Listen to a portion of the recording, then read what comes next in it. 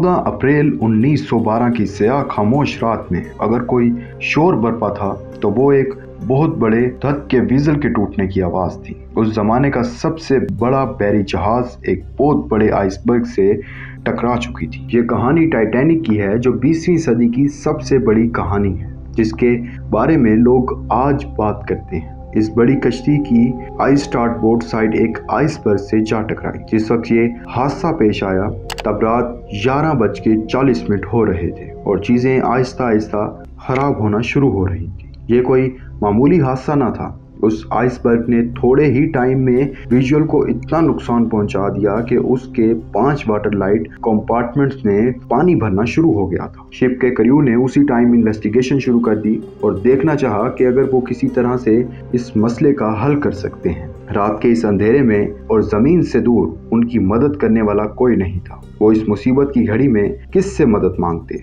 उन्हें कुछ अंदाजा नहीं था। उनके दिमाग में सिर्फ एक बात घूम रही थी और वो ये थी कि वो लोगों को सेफ्टी की तरफ कैसे लेके जाएं। उनके पास सोचने और अमल करने के लिए वक्त तो बहुत थोड़ा था। आपने जब टाइटैनिक मूवी देखी होगी तो ये नोट किया होगा कि कश्ती एकदम से टूट के नहीं, बल्कि इस सारे अमल को तकरीबन 2 घंटे और 40 मिनट लगे। हालात खराब होते जा रहे थे और क्रू के सर पे 2200 लोगों की रिस्पॉन्सिबिलिटी थी, जिसमें मुसाफिर और क्रू मेंबर्स शामिल थे। जैसे जैसे वक्त बढ़ता गया, कश्ती पे एक अफरा तफरी की हालत फैलती गई। चीफ डिजाइनर थॉमस एंड्रयूज ने ये अंदाजा लगा लिया कि कश्ती आधी रात के बाद डूबना शुरू हो जाएगी, तो उन्होंने लाइफ बोट लॉन्च करने की तैयारी शुरू कर दी। उनके पास 20 कश्तियां थी जो कि 1178 लोगों के लिए काफी थी, लेकिन उन्हें 2200 लोगों की जान की हिफाजत करनी थी। यह ऑर्डर निकाला गया कि औरतों और बच्चों को सबसे पहले सेफ्टी की तरफ लेके जाया जाए। बोट्स की रहनुमाई और उन्हें रो करने के लिए क्रू मेंबर्स को तैयार कर दिया गया था।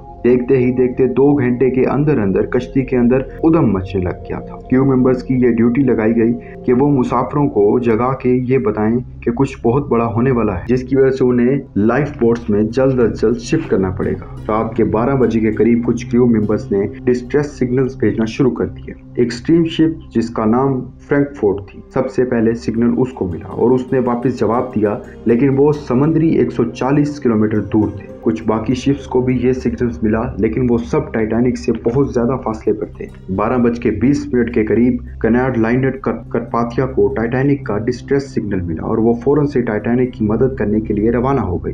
करपाथिया भी टाइटैनिक से 58 किलोमीटर दूर थी और उसको वहां पहुंचने तक 3 घंटे से ज्यादा लग सकता था। 20 मिनट के अंदर अंदर क्रू ने पहली लाइफ बोट लोअर कर दी, जिसके अंदर 27 लोग बैठे हुए थे। हालांकि उसमें जगह 65 लोगों की थी। जितनी भी लाइफ बोट्स लॉन्च हो रही थी उसमें कैपेसिटी से बहुत कम लोग मौजूद थे। क्रू मेंबर्स को ये रियलाइज हुआ कि डेविड्स एक फुली लोडेड बोट का वजन बर्दाश्त ना कर सकेंगे। अब हालात ये हो चुके थे कि क्रू मेंबर्स ने 8 में से एक डिस्ट्रेस रॉकेट लॉन्च कर दिया था, लेकिन फिर भी वो कामयाब ना हो सके क्योंकि कोई भी शिप उनके पास ना थी। वो 10 लाइफ बोट्स लॉन्च कर चुके थे। उनमें से एक लाइफ बोट पर 9 हफ्ते ओल्ड मेल्वेनिया डीन थी, जो कि टाइटैनिक की लास्ट सर्वाइवर थी। मेल्वेनिया की उम्र 97 साल थी। जब 2009 में उसकी मौत हुई, रात के 2 बज चुके थे और विजल की बो पानी में हल्का हल्का डूबना शुरू हो गई थी। इस वक्त तक सिर्फ 3 लाइफ बोट्स बाकी रह चुकी थी। एक लाइफ बोट जिसमें 20 मुसाफिर बैठे हुए थे,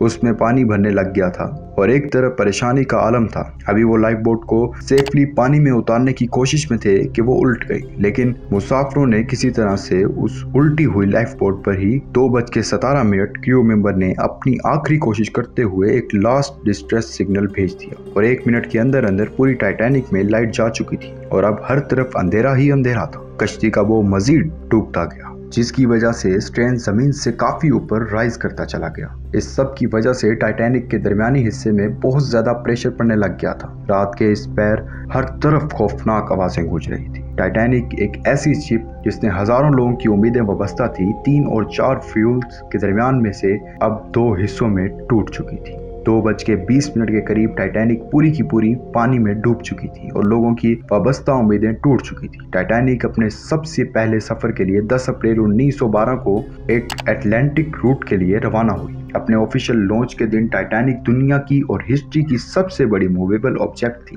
ये 882 फीट लंबी और 90 फीट वाइड थी। आजकल के जमाने के हिसाब से देखा जाए तो ये इतनी ह्यूज ना लगे, लेकिन 1912 में ये दुनिया के लिए एक बहुत बड़ी डील बन चुकी थी। अगर दुनिया की सबसे बड़ी क्रूज शिप की बात की जाए तो उसका नाम भी Royal Caribbean Symphony of the seize.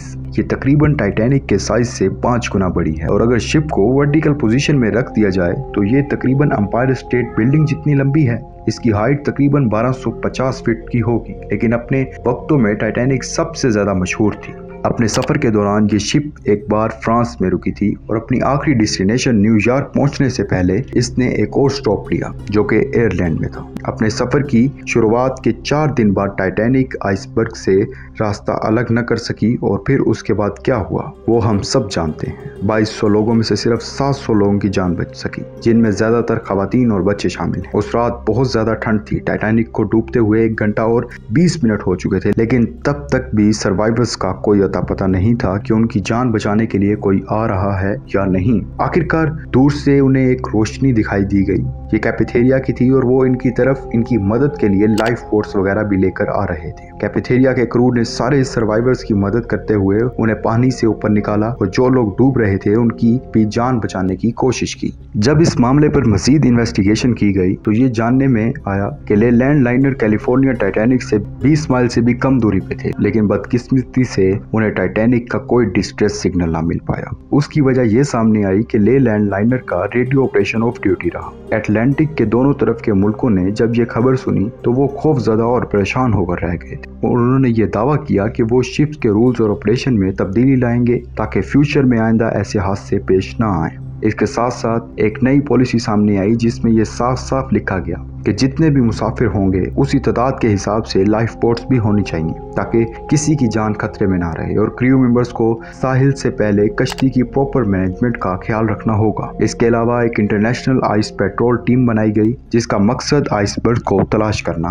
और उनकी लोकेशन को मॉनिटर करके बाकी शिप तक ये इतला पहुंचानी थी। पॉलिटिकल्स और रूल्स को थोड़ा सख्त कर दिया गया, लेकिन इसकी वजह सिर्फ ये थी कि मजीद किसी जानो माल का नुकसान ना हो, क्योंकि टाइटैनिक से पूरी दुनिया को बहुत उम्मीदें थी और लोग भरोसा करके उस पर सफर करने के लिए निकल गए थे। क्योंकि टाइटैनिक बनाने वालों का दावा था कि ये शिप कभी डूबेगा नहीं, लेकिन किस्मत में कुछ और ही लिखा था। टाइटैनिक को अकेले नहीं बनाया गया क्योंकि जितना बड़ा उसका साइज था और जितनी महंगी उसमें इक्विपमेंट यूज की उसको अकेले मैनेज करना बहुत महंगा पड़ जाता, इसलिए उसके साथ 2 सिस्टर शिप्स भी बनाई गई। RMS ओलंपिक्स 1910 में आई और लॉन्च के पूरे 1 साल तक दुनिया की सबसे बिगेस्ट लाइनर थी, और टाइटैनिक एक और सिस्टर शिप थी जो कि पूरे 1 साल तक समंदर में सेल करते हुए आखिरकार समंदर की गहराई में जा डूबी। इन दोनों सिस्टर शिप्स के होते हुए भी सिर्फ टाइटैनिक हिस्ट्री की सबसे ज्यादा दिलकश और लेजेंडरी स्टोरी बनकर रह गया।